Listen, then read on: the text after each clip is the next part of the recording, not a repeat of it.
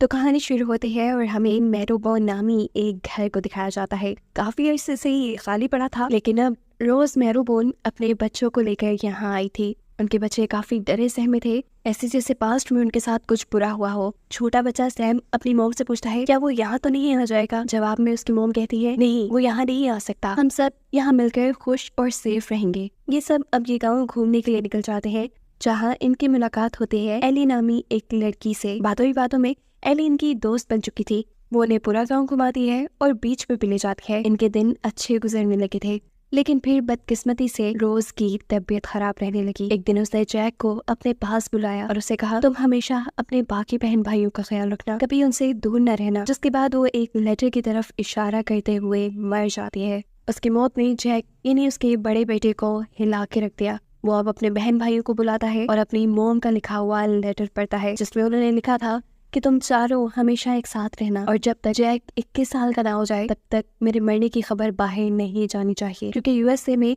Guardian के बगैर कोई भी नहीं रह सकता और गार्डियन की उम्र कभी 21 साल से कम नहीं होती। इस टाइम जैक की उम्र 21 साल से कम थी। ये लोग अपनी मॉम के सामने एक साथ रहने का वादा करते हैं। बिना किसी को बताए वो अकेले ही अपनी मॉम का फ्यूनरल करते हैं और फिर दोबारा उनकी लाइफ ऐसे ही शुरू हो जाती है। सब कुछ नॉर्मल चल रहा था, लेकिन एक दिन जब जैक की बहन रूम में बैठी हुई थी तो अचानक कोई उसके ऊपर बंदूक से हमला कर लेता है। वो तो शुक्र था कि गोली कांच से टकराकर रुक गई, वरना तो वो मर जाती। डर कर वो यहाँ अपने बहन भाइयों को बुलाती है। जैक मुड़कर वहाँ देखता है और सीन यहीं से कट होकर हमें 6 माह बाद का सीन दिखाया जाता है। उनकी जिंदगी दोबारा से नॉर्मल चलने लग गई है, लेकिन जिस आदमी ने उस दिन जैक की बहन पे गोली चलाई थी उसके बारे में कुछ नहीं बताया जाता। जैक का सबसे छोटा भाई इन्नी सैम अपने ही घर में डरता था। उसे शीशे में खौफनाक चीजें दिखाई देती थी, इसीलिए उसका डर कम करने के लिए इन सब ने मिलकर सभी शीशों को ढक दिया। पता चलता है अपने मॉम के मरने की खबर छुपाने के लिए ये सब लोग अपने घर में छुप कर रहते हैं। जैक सिर्फ जरूरत के वक्त बाहर जाता है। अब किसी को शक न हो कि उनकी मॉम मर गई है, इसीलिए वो अक्सर फार्मेसी से उनकी मेडिसिन भी ले आता था। जिसके बाद हम देखते हैं वो एक लाइब्रेरी में गया है जहाँ पर एली काम करती है। ये दोनों ही एक दूसरे को बहुत पसंद करने लगे हैं। एली यहाँ जैक को एक बुक भी देती है, क्योंकि वो जानती है उसका छोटा भाई सैम घर पे ही पढ़ता है। खैर जैक यहाँ खुद बुक रीडिंग में मसरूफ हो जाता है और हम देखते हैं कि एली के पास एक लॉयर आया है। ये लॉयर एली को बहुत पसंद करता है, पर एली उसे नहीं। इस लॉयर को यहाँ पर जैक भी देख किया था। वो जैक से कहता है कि आप लोगों ने बोन मैरो हाउस अपने नाम करने की एप्लीकेशन दी थी, उसका प्रोसेस बस कंप्लीट होने वाला है। इस काम के लिए $200 फीस और मुझे आपकी मॉम के कुछ सिग्नेचर चाहिए होंगे, इसलिए कल मैं आपके घर आ जाऊंगा। मॉम के बारे में सुनते ही वो डर गया। सच्चाई ना खुल जाए इस डर से वो लॉयर से कहता है, नहीं, मॉम बीमार है, आप ऐसा करें कि डॉक्यूमेंट्स मुझे ही दे दें, मैं खुद साइन करवा लाऊंगा। पर लॉयर बस ये था कि वो कल को उनके घर जरूर आएगा। घर आकर वो ये सारी परेशानी अपने बाकी बहन भाइयों को बताता है कि कल को लॉयर उनके घर आने वाला है और अगर वो यहाँ आ गया तो रोज के मरने की सच्चाई उसे पता चल जाएगी। साथ ही साथ $200 भी उनके पास नहीं है, जो फीस उन्हें ये घर अपने नाम करवाने के लिए देनी है। ये लोग बहुत परेशान थे कि तभी जैक के दूसरे भाई को आइडिया आता है कि क्यों ना वो अपने सीक्रेट बॉक्स में से पैसे निकाल ले। उनकी ये बात सुनते ही उनकी बहन डर गई। वो कहती है, नहीं, हम वो बॉक्स नहीं खोलेंगे, हो सकता है कि वो बॉक्स कर्स्ड हो, लेकिन अभी इन्हें बहुत जरूरत थी, इसीलिए ये अपने घर के बाहर एक गार के पास से जाके उस बॉक्स को चुरा लाते हैं। खोलने पर हैरानी की बात कि उनकी एक्सपेक्टेशन के मुताबिक उसमें पैसे ही थे, जिसमें से इन्होंने $200 उठा भी लिए। इनकी सारी प्रॉब्लम्स हल होने लगी थी। वो यहाँ अपने घर को पेंट भी करते हैं ताकि लॉयर को यहाँ आने पे सब कुछ नॉर्मल लगे। काफी दिन बाद अपने घर के कपड़े धो के लटकाते हैं और लॉयर के लिए घर से बाहर टेबल पे सेट करते हैं ताकि ना वो घर के अंदर आए और ना ही वो उनकी मॉम के बारे में पूछे। जूस वगैरह भी उन्होंने पहले ही बना लिया था। लॉयर से कुछ फॉर्मल बातें करने के बाद लॉयर जैक को डॉक्यूमेंट्स देता है जिसपे उसकी मॉम के सिग्नेचर चाहिए थे। वो कहता है, चलो अब तुम्हारी मॉम से भी मिल लेते हैं, उनका हाल चाल भी पूछ लेंगे और ये सिग्नेचर भी ले लेंगे। लेकिन जैक कहता है, नहीं, आप उनके पास नहीं जा सकते, उनकी तबीयत बहुत खराब है। वो डॉक्यूमेंट्स लेकर खुद अंदर आ गया, जहाँ उसकी बहन काफी टाइम से नकली सिग्नेचर्स करने की प्रैक्टिस कर रही थी। इतने में जैक की बहन उन डॉक्यूमेंट्स पे सिग्नेचर ही कहती है कि बाहर बारिश होना शुरू हो जाती है। लॉयर उठकर अंदर आ जाता है और सोचता है, अंदर आ ही गया हूँ तो जैक की मॉम से ही मिल लेता हूँ। वो जब जैक की मॉम की रूम की तरफ बढ़ा था तब उसने नोटिस किया कि घर के सारे शीशे इन लोगों ने ढके हुए हैं। कदमों की आवाज सुनकर जैक को भी पता चल जाता है कि लॉयर अंदर की तरफ आ रहा है। वो अपने बहन भाइयों के साथ मिलकर ऐसे एक्टिंग करता है जैसे वो अपनी मॉम से बातें कर रहा हो और जल्दी से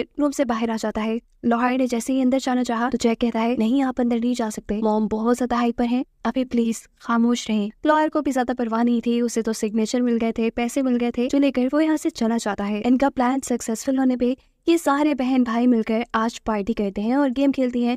गेम खेलते खेलते उनका डाइस वहां से दूर जाकर गिर गया, जिसे जब सैम उठाने के लिए जाता है तो उसे पास ही एक और डाइस पड़ा मिलता है। वो जब दूसरा भी डाइस उठाता है तो अचानक उसके सामने मिरर पे लगा कपड़ा गिर गया, जिसमें उसे भूत का शेडो नजर आया।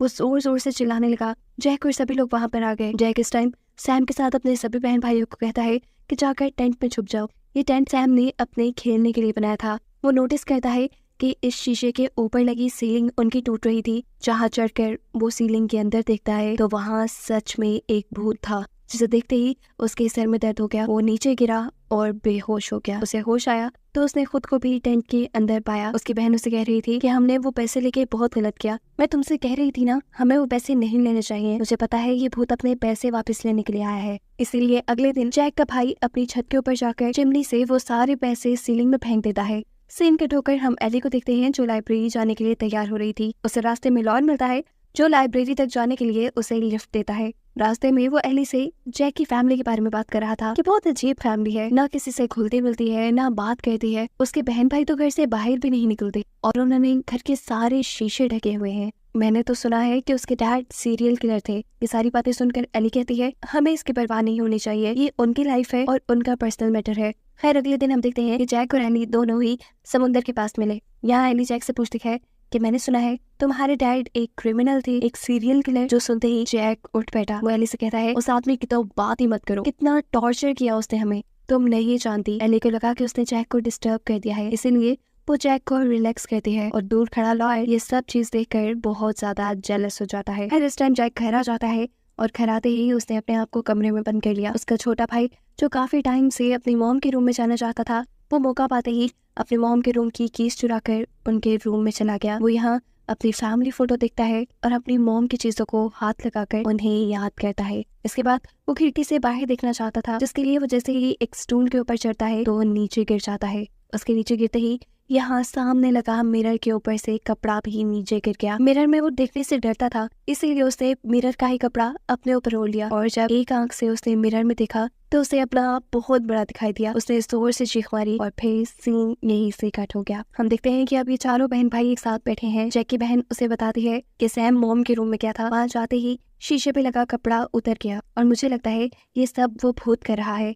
हमें उस भूत को अंजाम तक पहुंचाना ही होगा। इनकी बातों से हमें पता चला कि जिस भूत की ये लोग इतने टाइम से बात कर रहे थे, वो भूत कोई और नहीं बल्कि इनके डैड थे। वो सीरियल किलर अपने ही बच्चों को मारने के लिए इंग्लैंड से यहाँ तक पहुंच गया था, जिसने अपनी बेटी के ऊपर गोली भी चलाई थी। लेकिन उस दिन किस्मत से जैक की बहन बच गई। इन सब लोगों ने फिर अपनी जान बचाने के लिए अपने डैड को पकड़कर सीलिंग में बंद कर दिया। इन्हें लगा कि वो मर गए। जैक की बहन कहती है कि हमें उनका फ्यूनरल कर देना चाहिए, फिर उनका भूत हमें तंग नहीं करेगा। यहाँ सीन कट होकर हमें पता चलता है कि उस लॉयर को न्यूयॉर्क की एक लॉ फर्म से ऑफर आई थी, जिसमें उसे $5000 के बदले उस लॉ फर्म का शेयर होल्डर बना दिया जाता। ये सब तो बहुत अच्छी खबर थी, लेकिन प्रॉब्लम ये कि उसके पास $5000 नहीं थे। इतने पैसे वो कहाँ से लाता?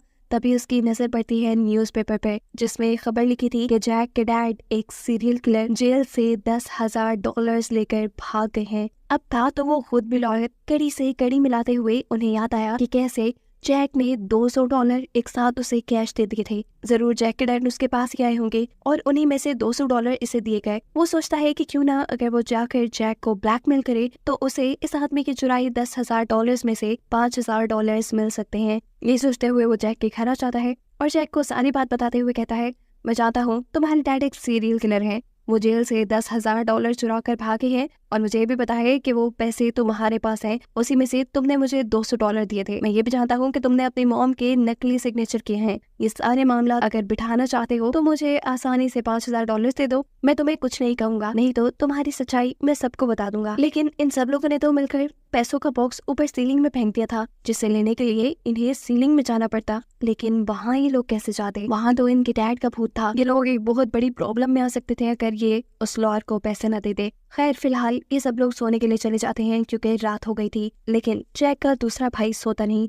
वो किसी को भी बताए बगैर अपने घर की छत पे चढ़ जाता है। वो चिमनी से सीलिंग के अंदर जाते हुए वहां से पैसे निकालना चाहता था। डरते डरते वो ये काम कर रहा था। वो एक लाइटर ऑन करता है और वहाँ वो पैसों वाला बॉक्स ढूंढने लगता है। पैसों का बॉक्स मिलने से पहले उसे यहाँ बहुत से मरे हुए जानवर दिखाई देते हैं। ऐसा लग रहा था कि किसी ने स्पेशल इन जानवरों का शिकार करके खाया हो। इन्हीं सब चीजों को देखते हुए उसे पैसों वाला बॉक्स भी मिल गया। उसने जैसे ही इस बॉक्स को उठाया उसे दूर किसी के होने का पता चला। वो जो भी चीज थी उसने अपने सामने रोशनी की और वो अब अपना चेहरा ही दिखाने वाली थी, लेकिन डरते हुए ये लड़का यहाँ से बाहर निकलने के लिए रस्सी के ऊपर चढ़ने लग गया। लेकिन अब उस एंटिटी ने इस लड़के को रोकने के लिए रस्सी को पकड़ लिया। अपनी जान बचाने के लिए वो सारे पैसे भी उसे दे देता है, लेकिन फिर भी जब वो एंटिटी रस्सी नहीं छोड़ती तो मजबूरन उस लड़के को रस्सी काट के अपनी जान बचानी पड़ती है। सीन कट होकर हमें दिखाया जाता है कि जैक बेहोश था। उसे जब होश आया तो उसने देखा कि उसके जिस्म में बहुत ज्यादा दर्द है।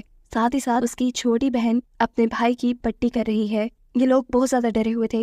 वो जैक से कहते हैं कि हमारे डैड वो मरे नहीं, वो सीलिंग में अभी भी जिंदा है। बारिश का पानी जमा कर करके वो पीते हैं और जानवरों का शिकार कर करके उन्हें खाकर वो वहाँ जिंदा है। अपने डैड का नाम सुनते ही जैक को दौरा पड़ने लगा था। जैक की छोटी बहन घबरा गई थी कि अब वो क्या करे। उसके दोनों भाइयों की हालत खराब थी। उसके पास कोई चारा नहीं था सिवाय इसके कि वो एली को सारी सच्चाई बता देती और अब एली से मदद मांगती। वो एक लाइट के जरिए अगले दिन एली को मिलने के लिए साहिल पे बुलाती है। एली जब वहाँ आई तो उसे वहाँ कोई नहीं मिला सिवाय एक डायरी के। इस डायरी पे लिखा था, ये हमारी कहानी है। इस किताब से उसे पता चलता है कि पहले जैक और उसकी पूरी फैमिली इंग्लैंड में रहते थे, जहाँ उनके डैड ने उन्हें बहुत टॉर्चर किया। वो एक साइको थे और सीरियल किलर बन गए। वो अपने बच्चों को भी मारना चाहते थे, जिनकी जान बचाने के लिए उनकी मॉम रोज उन्हें अपने इस पुराने मेंशन में ले आई।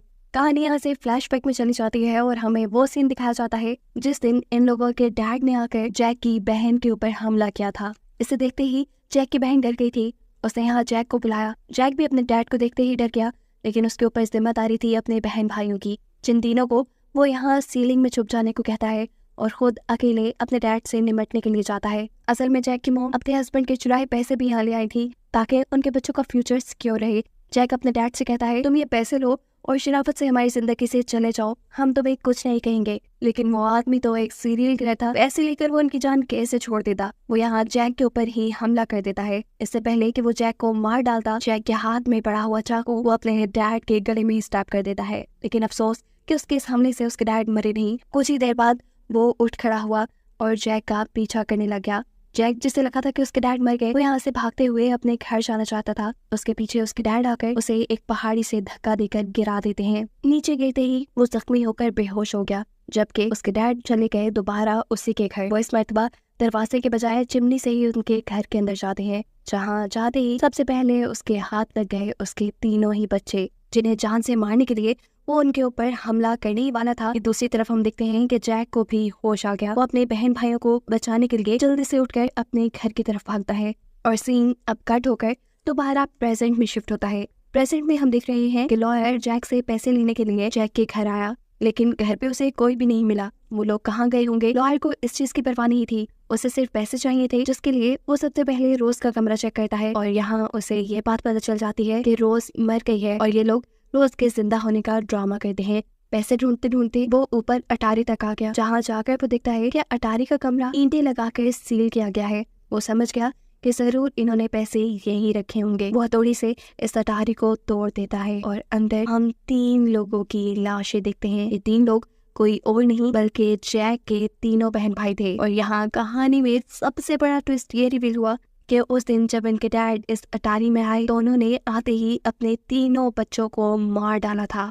ये देखते ही लॉयर भी शॉक था। कहानी दोबारा फ्लैशबैक में जाती है और हम देखते हैं कि जैक को भी ये बात मालूम थी कि उसके डैड ने उसके तीनों बहन भाइयों को मार दिया। वो ये भी बात जानता था कि उसके डैड अभी भी ऊपर हैं और इसका इंतजार कर रहे हैं, इसीलिए वो अटारी का कमरा ही सील कर देता है। उसने अपने बहन भाइयों को निकाल कर उनका फ्यूनरल इसलिए नहीं किया क्योंकि वो अपने बहन भाइयों के साथ जीना चाहता था, उनकी यादों के साथ जीना चाहता था। इस सदमे से उसे मल्टी पर्सनैलिटी डिसऑर्डर हो चुका था, जिसकी वजह से वो कभी खुद ही अपनी बहन बन जाता, कभी अपना दूसरा भाई तो कभी सैम। उसने घर के सारे मिरर भी इसीलिए ढक दिए थे ताकि उसका ये इल्यूजन न टूटे। वो अगर शीशे में दिखता तो उसे पता चल जाता कि असल में वो जैक ही है। आसान लफ्जों में उसने ये बात अपने माइंड में बिठा ली थी कि अभी तक उसके बहन भाई जिंदा हैं। अभी जैक के डैड के निकलने का एक दूसरा रास्ता चिमनी भी था, उसे भी जैक ने बंद किया हुआ था।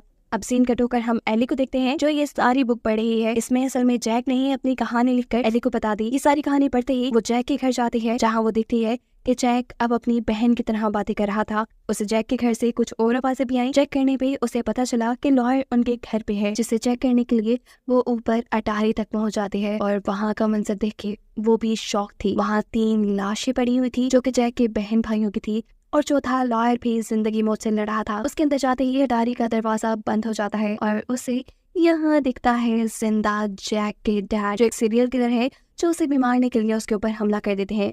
एली जोर से चिल्लाकर जैक को बुलाती है। वो उससे मदद मांग रही थी लेकिन जैक अटारी में आने से डरता था। जैक बेशक अटारी में आने से डरता है लेकिन उसका भाई नहीं। उसे यहाँ एलोयन होता है और वो अपने आप को अपना छोटा भाई बिल समझ लेता है। एली ये बात समझ गई कि जैक इस टाइम अपने आप को अपने दूसरे भाई की तरह ही इमेजिन कर रहा है, इसीलिए वो कहती है बिल मेरी मदद करो। और बिल यहाँ उसकी मदद करने के लिए अपने ही डैड पे हमला करके उसे मार देता है, जिससे एली की जान बच जाती है।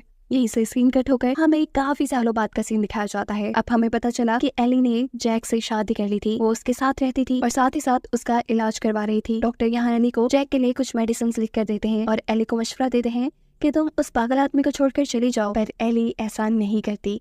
कुछ ही देर में हमें ये भी हकीकत मालूम होती है कि डॉक्टर ने जितने भी मेडिसिन दी, एली वो मेडिसिन आज तक जैक को नहीं देती, क्योंकि वो जैक के इल्यूजन्स, उसकी इमेजिनेशंस को खत्म नहीं करना चाहती, जिसमें उसके बहन भाई हैं। जैसे जैक खुश है वो वैसे ही उसके साथ रहना चाहती है, क्योंकि उसे बहुत प्यार है जैक से। और इन दोनों को आखिर में एक साथ दिखाते हुए ये मूवी यहाँ खत्म हो जाती है।